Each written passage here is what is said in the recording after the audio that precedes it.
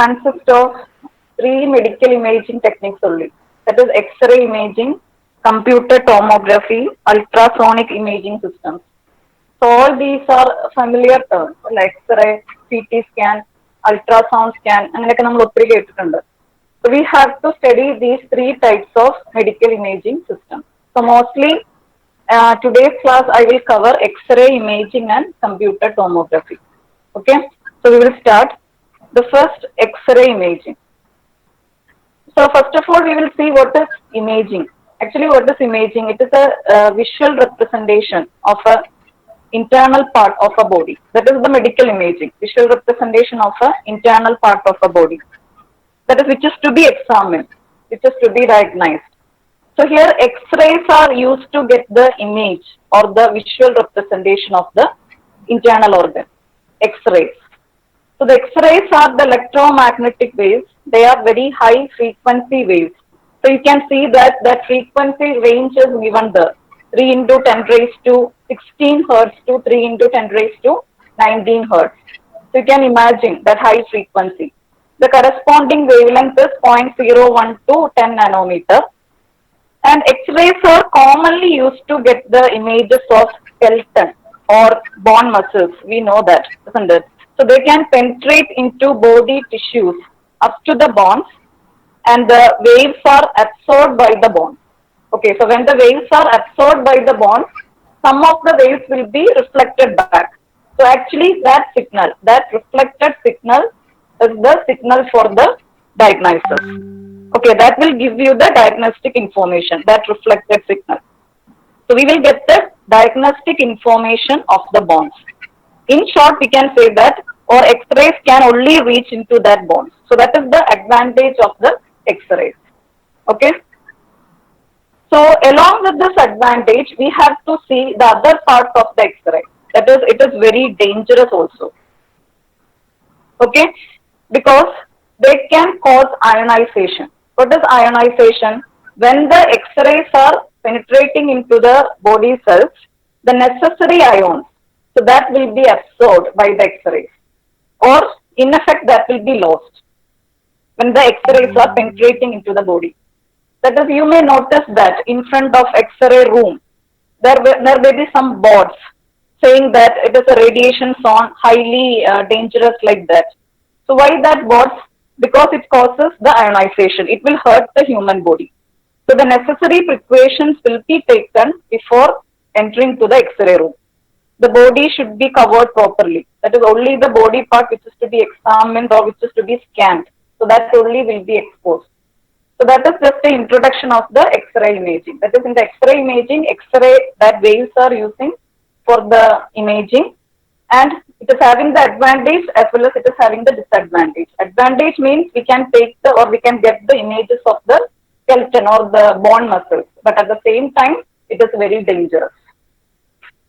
So now we will see what is the production technique for that X-rays. So before that, am I audible? കേൾക്കാൻ പറ്റുന്നുണ്ടോ? എന്തെങ്കിലും issues ഉണ്ടോ? Audible, ma'am. അങ്ങനെ continue ചെയ്തോട്ടെ, വേറെ issues ഒന്നും ഇല്ലല്ലോ? സ്ക്രീൻ ഒന്ന് സൂം ചെയ്യാൻ പറ്റുമോ? Okay,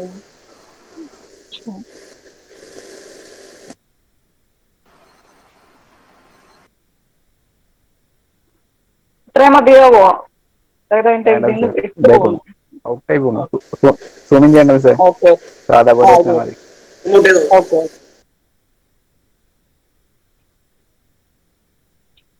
So we will see the X-ray production.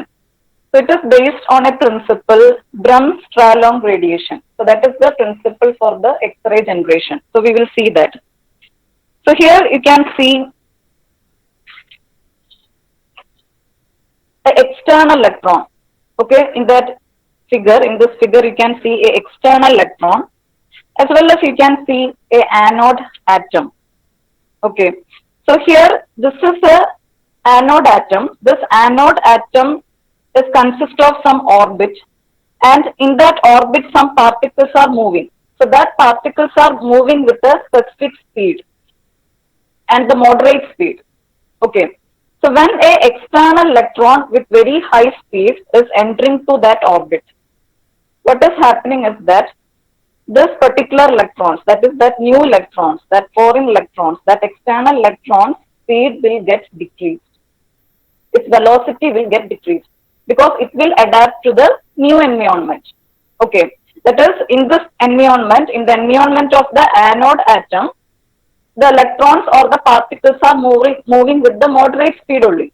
So when this electron is hitting or it is entering to this orbit, this also will adapt the that environment speed, or its speed will get decreased. Okay, so that the speed or the velocities get decreased means what? There is some loss in the kinetic energy. Okay, there is some loss. So that loss will be emitted in the terms of the X-rays, or that loss. So that will be in the form of the X-rays. That is the production theory of the X-ray. Okay, that is, there is an anode and it consists of a orbit. That is, orbit means the traveling path for the different particles inside that.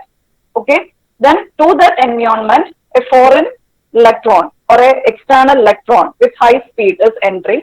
So when it is entering, it will adapt the new environment. Okay, which means the speed will get decreased.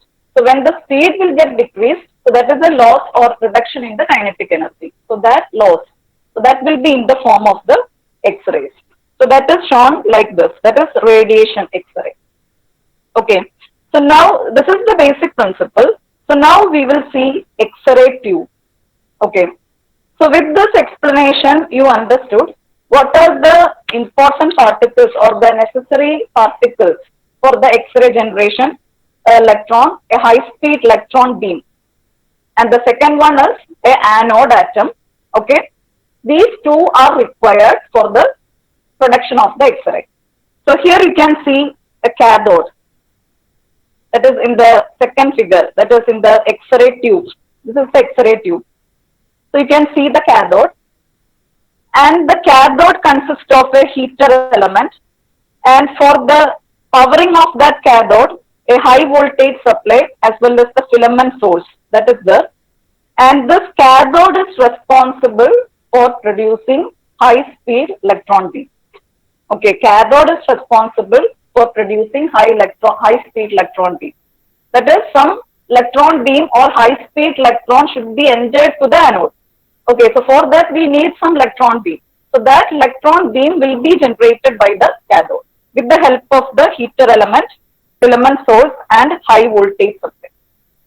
Okay, and near to that cathode we can see the anode. It is a rotating anode. The rotating anode consists of rotor as well as the stator winding. Rotor as well as stator winding. So we will see what is the function of that rotor and the stator winding. That is there in the next slide. Okay, so anyway, that anode is there, that environment is there. So now you can see the red dots. So that red dots represent the electron beam. So can you see that the red dots, that is the electron beam. Okay, that is produced by the cathode. So now when this electron beam, when the electrons hit the anode, what is happening? The speed will get decreased. The high speed electron beam, its speed will get decreased. So there is a loss, kinetic energy loss. So that loss will be in the form of the X-ray. Okay. So now we will see the detailed explanation of the X-ray tube. So X-ray tube is a glass enclosed vacuum diode, consists of a cathode and anode. So already we mentioned cathode is there, anode is there. The cathode is heated by the heater element. The energy required for heating is provided by the filament source, and heated cathode will emit the electron beam towards the anode. The anode is connected to high voltage supply and thereby attract all the emitted electrons towards it. When the electron enters the anode atom, X-rays are emitted by that principle. So now we will see actually what is the requirement of that stator winding and the rotor. That is, only 1% of the electron energy is converted into the X-ray radiation and remaining is converted into heat energy. That is, already we have seen that there is a loss of kinetic energy. So that is emitting in the form of the X-ray. So now we can understand that electromagnetic energy that is not only emitted in the form of the X-rays but also in the form of the heat. Okay, only 1% is converted to the X-ray radiation. The remaining is converted to the heat energy. Okay, so this will lead to production of a heat in the X-ray tube. In order to reduce this heating effect, a anode is rotated using the rotor stator setup. So that is actually the need for the rotor and stator setup. Okay, then the speed of rotation is about 3600 to 10,000 rpm.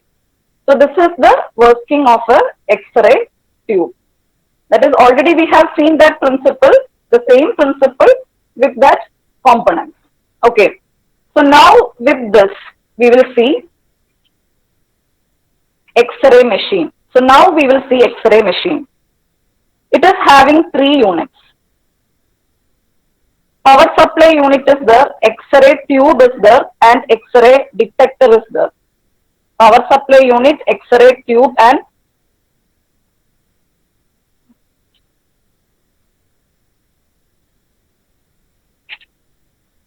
power supply unit, X-ray tube, and X-ray detector. So now we will see the detailed block diagram. This is the block diagram of the X-ray machine. So power supply unit that is providing or that is powering for the X-ray tube and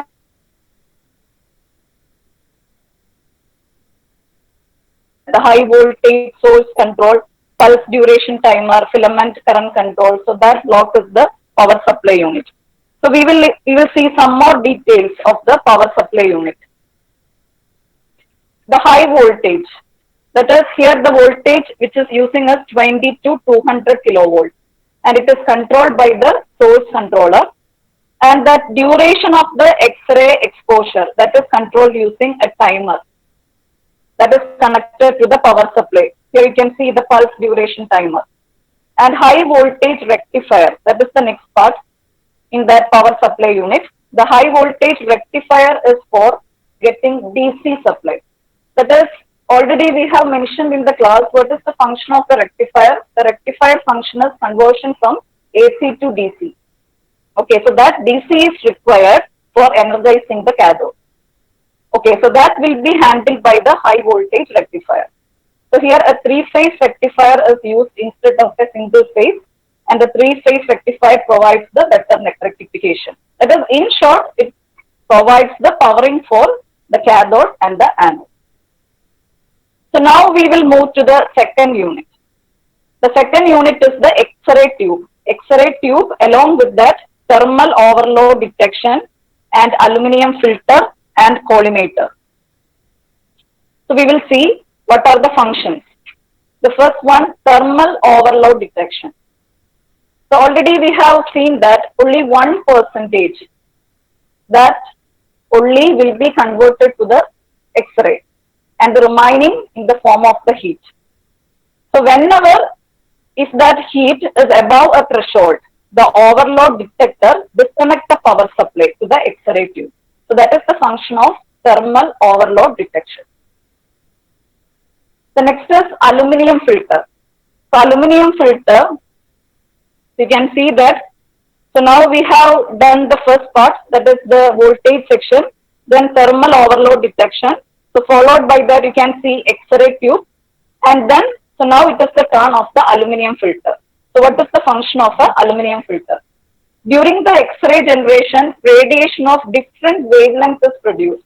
That is, the X-ray is actually, it is a range. Okay, so in that X-ray production, the low frequency is there, high frequency is there. It is high frequency only, but in that high frequency itself, a low frequency and high frequency is there. So that low frequency we have to eliminate. We are interested only on the very high frequency waves. Okay, so we are eliminating that low frequency. So for that eliminating purpose, aluminum filter is used. So actually it is doing a high pass filter. That is high frequencies only will be passed through the aluminum filter. That is the use of the aluminum filter. Okay. So now we have done the aluminum filter. So now it is the turn of the collimator. So what is the function of the collimator? So now X-rays are generated using the X-ray tube, and we have done that filter properly. So where these X-rays are to be applied. So now we have to think about where these X-rays are to be applied, or it should be applied on an object, or it should be applied on a body part which is to be examined. Okay. So where it should be allowed to fail, where it should be allowed to fall. So that focusing, okay, that focusing will be done by the collimator. So accurately the collimator will allow to fall this X-rays on the desired body part or desired object. That is the function of a collimator. So collimator is used to focus the X-ray towards the area of the interest. It has shutter made up of heavy metal like lead and a lamp, and shutter is used to control the shape and size of the X-ray beam. The lamp is used to indicate the area at which the X-ray is falling. So that is the function of a collimator. So now we will see the third part. Okay, that is X-ray machine. You can see it is divided into three parts. So we have done the first one, the second one. So now we will go to the third one. So the first is Bucky grid. So the use of Bucky grid. So actually, Bucky grid is used to reduce the scattering of the X-rays. That is, the X-rays are produced, filtered, and it is focused, and now it falls on the object or that body part which is to be examined. So now what is happening? It is penetrating to the body tissues and it is reaching up to the bones. Then there will be a reflection. Okay. So that reflected signals, that reflected waves will be fall on a screen. So here you can see the screen. Okay. So when it is falling on that screen, so much scattering, there is a chance of so much scattering. Okay. So the Bucky grid is used to reduce the scattering of the X-rays. That is all the reflected wave we want. From that reflected wave only, we can find the exact information about that bonds. Okay. So the scattering, we cannot allow so much scattering. So we have to reduce the scattering of the X-rays. So that is the function of a Bucky grid. Okay. So the image intensifiers, that is that screen itself. You can see that in that screen itself, image intensifiers is there. Anyway, some X-rays will be lost. That is, we use Bucky grid and we reduce the scattering of the X-rays, but still some X-rays, some reflected X-rays that will be lost. So that will reduce the density and resolution of the image. So in order to eliminate that effect, the image intensifiers will increase the resolution of the image. So these are the different parts of a X-ray machine. So did you get this? It's very important. The block diagram of the X-ray machine and its explanation. The first part is for the power supply. The second part for the X-ray generation as well as filtering and focusing. Okay, then the patient is there. Then the last unit. The last unit in order to avoid the or in order to reduce the scattering as well as in order to display or in order to get that image proper. Okay. So now we will move to the application of X-rays. So you can just go through the slide application of X-rays. That is skeleton structure to find the fractures and the chest radiographs for examining lung and heart. Then bronchography is a method used for early detection of lung tumor. So like that, some applications are listed here.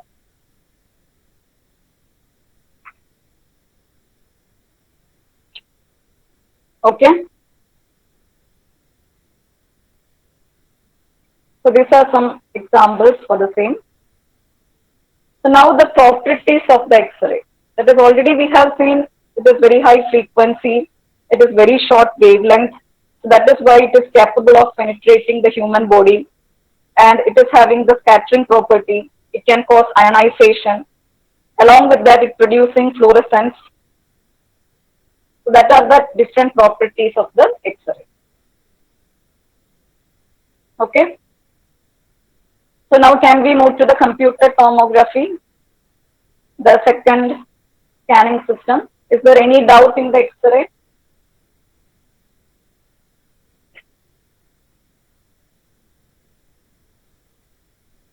So list the properties of the X-ray, explain this X-ray production and the X-ray tube, So followed by that X-ray machine block diagram.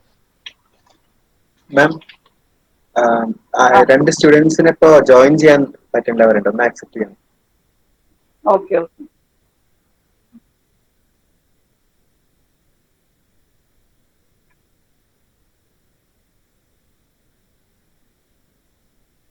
Okay, so now we will see the computed tomography, CT scan. So the X-rays are using here also. The electromagnetic waves are X-rays. So in the working principle, actually there is no difference. But we will get much more accurate information from the body parts using computer tomography. So it is also known by computer axial tomography. So now we will see what is the main difference between X-ray and computer tomography. The working principle is same because the same electromagnetic waves are using in both cases. So in order to understand the main difference between CT scan and X-ray, just recollect what I explained in that X-ray machine. That is, X-rays are produced. Okay, you just remember that point. X-rays are produced using the X-ray tube, then filtered using the aluminum filter. Then X-rays are falling on the object. That is, that X-rays are falling on an object in one direction only. Okay, using the collimator. Okay, it is focused to that object and it is falling on that object. Okay, only one direction, only one direction. We are not changing the direction. Okay, we are not changing the position of the X-ray tube. Okay, but in the CT scan, X-rays are using, okay, but X-rays are falling on the object not only in one direction, but in the different direction. Okay, horizontal, vertical, diagonal, like that. The X-rays are falling on that object from the different direction. Or we can say that the X-ray tube, that X-ray tube is changing the position. Okay, so that is the main difference between computer tomography and X-ray. That is, in X-ray, the X-rays are falling on that object from one direction only. Okay, that is, the source is stationary. We can say like that. The source is stationary. Okay, inside that rotating anode may be there. I am not explaining about that. That source is stationary. Okay, but in the computer tomography, the source is not stationary. The source is moving. The source means what? That X-ray tube. That X-ray tube is changing its position. Okay, then what will happen? We are not getting the information from one direction only. We are getting the information from the different direction. Horizontal, vertical, diagonal, like that. Okay. So added information we will get, or we will get the minute details using CT scan. That is, we are considering the different directions. That is, there is a difference between 2D image and 3D image, isn't there? What is extra is there in the 3D image? Because we will get the minute details. Okay, we are considering much more directions, or 3 directions we are considering. Okay, so that minute details will be there in the 3D image compared to the 2D image. So like that here also, we will get some more minute details. So now that listen the diagram, the nurse and the patient, the scanning machine. Okay, so it is having a round shape, isn't it? So when the scanning started, it will rotate in 360 degree. That is, there will be a rotation for that scanning machine.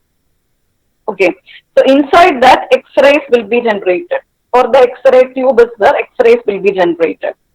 Since it is rotating in 360 degree, the X-rays are falling on the same object from the different directions. You have to note down that on the same object, on the same part, but from the different direction.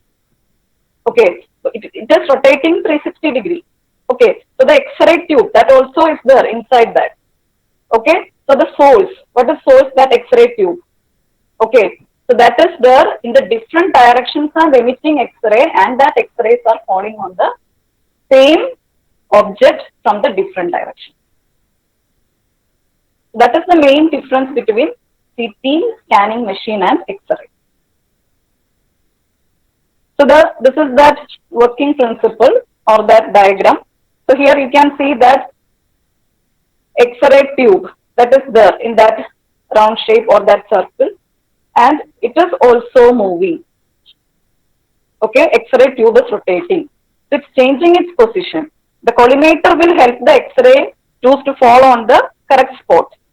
Since X-ray tube is rotating, X-ray waves are falling on same object from the different direction.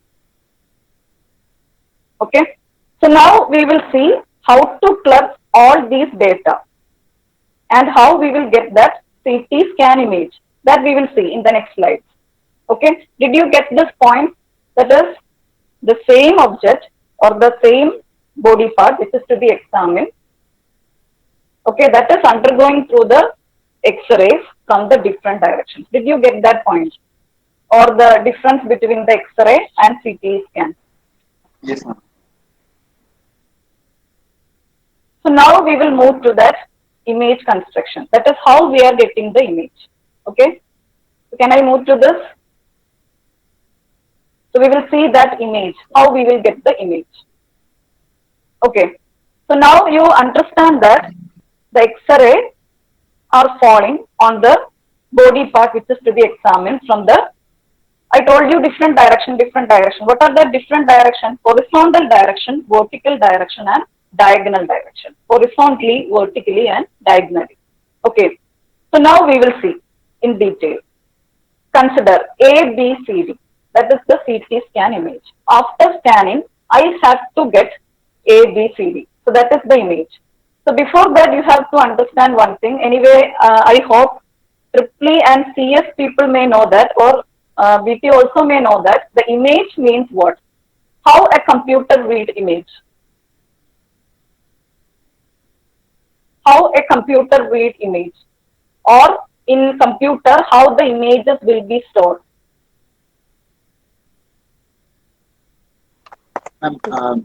മാട്രിക്സിന്റെ ലൊക്കേഷൻ്റെ Exactly. That is metrics ആയിട്ടാണ് images computerൽ save ചെയ്യുക. Okay, that is what computer image means, a matrix. So here A, B, C, D, that is a 2x2 matrix. Okay, so this reconstruction process, this image reconstruction process, we are going to explain with this 2x2 matrix. അതായത് ഈ 2x2 matrix ആണ് എനിക്ക് reconstruct ചെയ്യേണ്ട image. അല്ലെങ്കിൽ എന്റെ CT scan image എന്ന് പറയുന്നത് ഈ 2x2 matrix ആണെന്ന് assume ചെയ്യുക. Okay, so ആ matrixലുള്ള different values ആണ് ഏതൊക്കെ? A, B, C, D, the different pixel values. അപ്പോൾ A ഒരു number ആണ്. It can be 2, 10, 12, like that a number. B, C, D, ഇതെല്ലാം numbers ആണ്. ആക്ച്വലി ഒരു ഇമേജ് എന്ന് പറയുന്നത് ഒരു മെട്രിക്സ് ആണ്. കമ്പ്യൂട്ടറിന് അതിന് മെട്രിക്സ് ആയിട്ടാണ് മനസ്സിലാവുന്നത്. അപ്പൊ here we have to find out the A, B, C, D, that different values. Okay, so now the second figure, in the same slide, the second figure, the X-rays will be passed through the body along different directions. I already told you horizontally, vertically, diagonally. So that is shown here. Okay, that is ഇതാണ് entire thing ആണ് body part. A, B, C, D എന്ന് പറയുന്ന അതാണ് entire body part. അതിലേക്ക് different direction. Okay, so now the first figure, A, B, C, D, X-rays. You can see horizontal direction, isn't it? It is falling horizontally. Okay, so at that time, the detector will give you a output 10 and 5. Assume like that. It is an assumption. Okay, അതായത് ആ body പാർട്ടിലേക്ക് X-rays horizontally ഞാൻ pass ചെയ്യുമ്പോൾ അല്ലെങ്കിൽ ആ x-ray ട്യൂബിന്റെ position അനുസരിച്ച് നമ്മുടെ body പാർട്ടിലേക്ക് X-rays horizontally ആണ് വരുന്നതെന്ന് വിചാരിക്കുക. അങ്ങനെ ഹൊറിസോണ്ടലി അത് ഫോളോ ചെയ്യുമ്പോൾ ആ സമയത്ത് ഡിറ്റക്ടർ, അതായത് ഈ റിഫ്ലക്റ്റഡ് വേവ് വെച്ച് അത് പ്രോസസ് ചെയ്ത് നമുക്ക് ഡിറ്റക്ടർ ഒരു വാല്യൂ തരുന്നുണ്ട്. ആ വാല്യൂ വെച്ചാണല്ലോ ഡയഗ്നോസിസ് നടക്കുക. ഓക്കെ, അപ്പൊ ആ ഡിറ്റക്ടർ തരുന്ന വാല്യൂ 10ഉം 5ഉം ആണെന്ന് വിചാരിക്കുക. Okay, what is 10 and what is 5? The values, the detector output when the X-rays are passing through the body horizontally. Okay, 10 and 5 means A plus B should be equal to 10 and C plus D equal to 5. അതായത് ആ 10 horizontal value ആണ്, which means horizontally ഉള്ള ആ Aയും Bയും add ചെയ്യുമ്പോഴാണ് എനിക്ക് 10 കിട്ടേണ്ടത്, Cയും Dയും add ചെയ്യുമ്പോഴാണ് എനിക്ക് 5 കിട്ടേണ്ടത്. So that is the first figure. Okay, so now moving to the second one, that is vertical falling. Okay, detector output are 7 and 8. That is A plus C 7 and B plus B 8. So horizontal കഴിഞ്ഞു, vertical കഴിഞ്ഞു. So now diagonal. Diagonal രണ്ട് case ഉണ്ട്. The left diagonal and right diagonal. The first one, left diagonal. So the detector output is 663, which means that A plus B equal to 6. അല്ലെ, അതല്ലേ diagonal element. അപ്പൊ ലെഫ്റ്റിൽ നിന്നാണ് follow ചെയ്യുന്നത്. അപ്പൊ ലെഫ്റ്റിൽ നിന്ന് ഫോളോ ചെയ്യുമ്പോൾ ഒന്ന് ആലോചിച്ച് നോക്കുക, ഒരു ലൈൻ ക്രോസ് ചെയ്ത് പോകുന്നെങ്കിൽ A plus B അതിനെയാണ് കട്ട് ചെയ്യുക. ഓക്കെ, എയും ബിയും ആണ് കട്ട് ചെയ്യുക. So A plus B equal to 6. Then B equal to 6, C equal to 3. കാരണം അതൊരു ഡയഗണൽ ആയിട്ട് നമുക്ക് എടുക്കാൻ പറ്റില്ല, ബിക്കോസ് ആ ലെഫ്റ്റ് ഡയഗണൽ ആണ് കൺസിഡർ ചെയ്യുന്നത്, അല്ലെങ്കിൽ ലെഫ്റ്റിൽ നിന്നാണ് അത് ഫോളോ ചെയ്യുന്നത്. Okay, so A plus B 6, B 6, C 3. Okay, the next is right diagonal. B plus C 9, then D 2, A 4. Okay, so what are these values? These values are the output of a detector when the body part is undergoing through the X-rays from the different direction. What are the different directions? Horizontal, vertical, left diagonal and right diagonal. So now we will see what is that algorithm to get the actual values A, B, C, D. Okay, so now we didn't get the actual values of A, B, C, D. We know that A plus B 10, C plus D 5. We know that A plus C 7, B plus D 8. We know that D plus C is, no, A plus D is 6. So like that, we know some equations now, or we know some relations now. But now we want to find out the actual value. So for that, initial estimate. Okay, so A, B, C, D. First I am considering that horizontal direction. Okay, so 10, 5, that are the detector outputs. So see here, we filled with 10, 10 and 5, 5.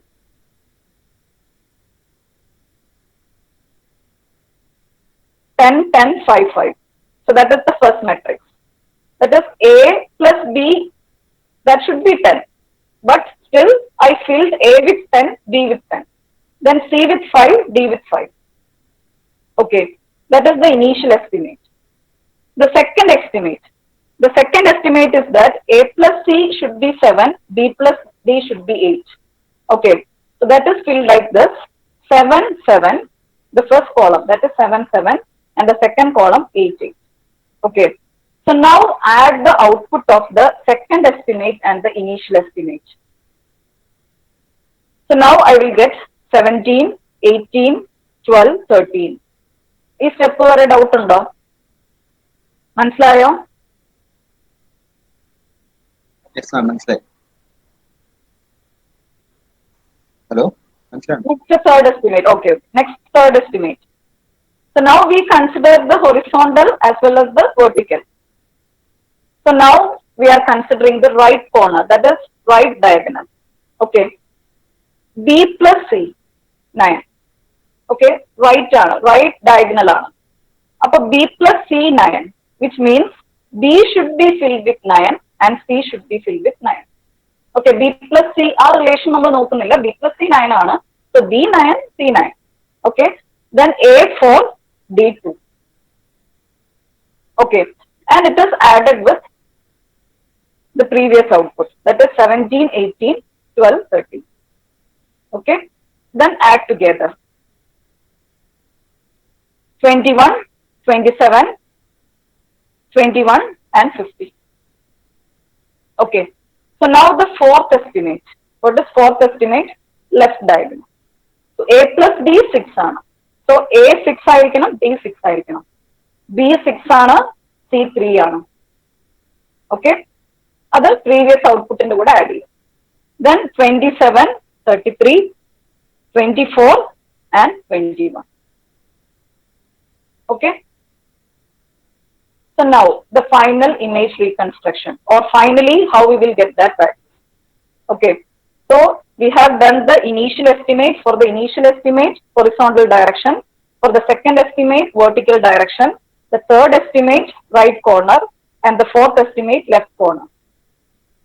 So now at last we got the value, or after the fourth estimate we got the value like this: 27, 33, 24, 21. So now subtract the sum of column element of the first estimated matrix from the elements of the final matrix. അതായത് initial എസ്റ്റിമേറ്റിലെ column sum എടുക്കാനാണ് ഇവർ പറയുന്നത്. Column sum, initial estimate column sum, that is 15. Okay, ആ 15 27 minus ചെയ്യുക, 33 minus ചെയ്യുക, 24 minus ചെയ്യുക, 21 minus ചെയ്യുക. അതായത് ഇവിടെ കിട്ടിയിരിക്കുന്ന ഔട്ട്പുട്ടിൽ നിന്ന് 15 മൈനസ് ചെയ്യുക. Why 15? It is the column sum of the initial estimate. Okay, so 12, 18, 9, 6. So now divide each element by the total number of estimates excluding the first estimate. Okay, initial estimate exclude ചെയ്താൽ 3 estimates ഉണ്ട്. Okay, so divide each element by 3. So 12 by 3, 4, 18 by 3, 6, 9 by 3, 3, 6 by 3, 6. Okay, so this is the CT scan image. അല്ലെങ്കിൽ അതിന്റെ matrix representation ആണ് 4632. If the detector outputs are that 10, 5, 7, 8 like that. Okay, ഇതൊന്ന് verify ചെയ്ത് നോക്കാം. Horizontal 6 plus 4, 10, 3 plus 2, 5. Vertical ആണെങ്കിലോ 4 plus 3, 7, 6 plus 2, 8. Okay, left diagonal ആണെങ്കിൽ എങ്ങനെയാ വരിക? 4 plus 2, 6, then 6, 3.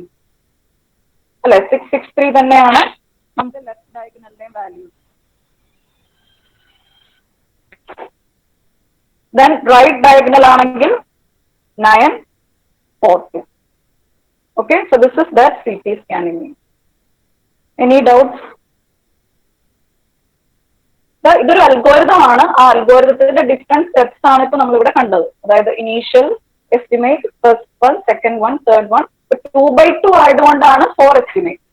നമ്മളൊരു സിമ്പിൾ കേസ് ആണ് ചെയ്തത്, 2x2 മെട്രിക്സ്. ഓക്കെ, ഇപ്പൊ 3x3 ആണെങ്കിൽ 9 എസ്റ്റിമേറ്റ്സ് വരെ ചെയ്യേണ്ടി വരും. സോ ഇവിടെ 4 estimate. Okay,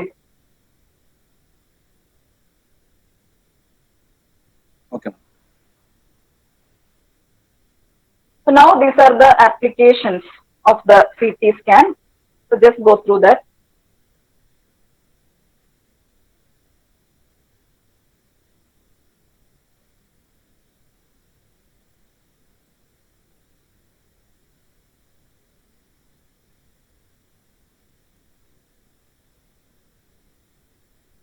Okay, so the third topic, so that can be taken in the next class. അത് അടുത്ത ക്ലാസ്സിൽ എടുക്കാം. അതും മൊഡ്യൂൾ ഇതിലെന്തെങ്കിലും ഡൗട്ട് ഉണ്ടെങ്കിൽ ചോദിക്കാം. X-ray imaging and computer tomography. Computer ടോമോഗ്രാഫിയിൽ ബേസിക് ബ്ലോക്ക് ഡയഗ്രാം പറയാം, മെയിൻ ഡിഫറൻസ് പറയാം. ആ ഡിഫറൻസ് ആണ് അതിന്റെ മേജർ പോയിന്റ്. പിന്നെ റീകൺസ്ട്രക്ഷൻ അത് പറയാം. ഓക്കെ, ഇനി നെക്സ്റ്റ് ക്ലാസ് നാളെയാണ് നിങ്ങളുടെ ടൈം ടേബിളിൽ കൊടുത്തിരിക്കുന്നത്. 3 to 4 ആണ്. പക്ഷെ എനിക്ക് 4 തന്നെ വേറൊരു ക്ലാസ് സ്റ്റാർട്ട് ചെയ്യുന്നുണ്ട്, ECS4. അപ്പൊ ആക്ച്വലി ഇത് ഞാൻ ആ ഒരു സ്ലോട്ട് കൊടുത്തൊക്കെ കഴിഞ്ഞാണ് ഞാൻ ഇത് കാണുന്നത്. അപ്പൊ ഈ ഒരു അടുത്ത ക്ലാസ് എന്താ ചെയ്യാൻ പറ്റും? നമുക്ക് സാറ്റർഡേ വെക്കാൻ പറ്റുമോ? സാറ്റർഡേ BT ക്ലാസ് ഞാൻ ടൈം ടേബിളിൽ കണ്ടില്ല. CS ക്ലാസ് ഉണ്ടോ സാറ്റർഡേ ക്ലാസ്? അല്ലെങ്കിൽ സാറ്റർഡേ ക്ലാസ് വെക്കുന്നതുകൊണ്ട് എന്തെങ്കിലും കുഴപ്പമുണ്ടോ? ഒരു 1 hour ഇതുപോലെ നമുക്ക് സാറ്റർഡേ വെച്ചാലോ? മാം BTക്ക് സാറ്റർഡേ ഇതുവരെ ക്ലാസ്സസ് ഒന്നും ഇല്ല. അപ്പൊ കുഴപ്പമില്ലല്ലോ, സാറ്റർഡേ BT ഓക്കെ ആണോ? അതെ, ഓക്കെ.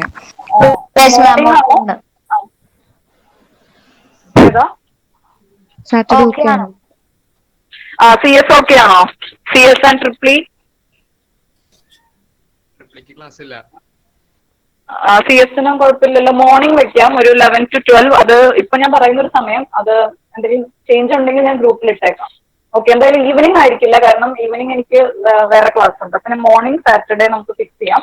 എക്സാക്ട് ടൈം ഞാൻ ഗ്രൂപ്പിൽ ഇടാം. Okay okay ma'am. നമുക്ക് ഇതിന്റെ തേർഡ് ടോപ്പിക് അടുത്ത ക്ലാസ്സിൽ എടുക്കാം. മൊഡ്യൂൾ 6 കൂടി അന്ന് പറ്റുമോ നോക്കാം, അല്ലെങ്കിൽ ഒരു ക്ലാസ്സും കൂടി എടുത്ത് നമുക്ക് വൈൻഡ് അപ്പ് ചെയ്യാം. Okay okay, thank you so much.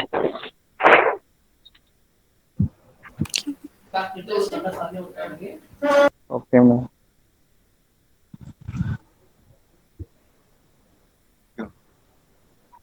Okay ma'am. Okay thank you.